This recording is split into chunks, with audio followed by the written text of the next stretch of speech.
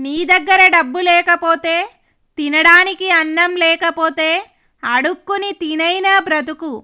కానీ అయిన వాళ్ళ దగ్గర మాత్రం ఆర్థిక సహాయం అందుకోకు.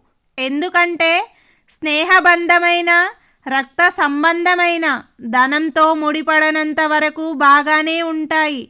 ఒక్కసారి వాళ్ళ దగ్గర తీసుకుంటే ఆ తర్వాత నుంచి వాళ్ళు నిన్ను చూసే చూపులు, అప్పటి వరకు నీకిచ్చిన గౌరవం అన్నీ మారిపోతాయి. జీవితం అంటే ఒక సమస్య నుండి ఇంకో సమస్యకి ప్రయాణమే.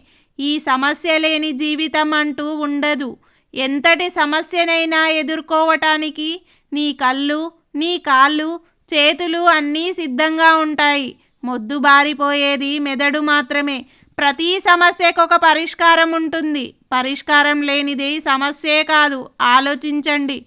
నవ్వుతూ సమస్యలను పరిష్కరించుకోండి.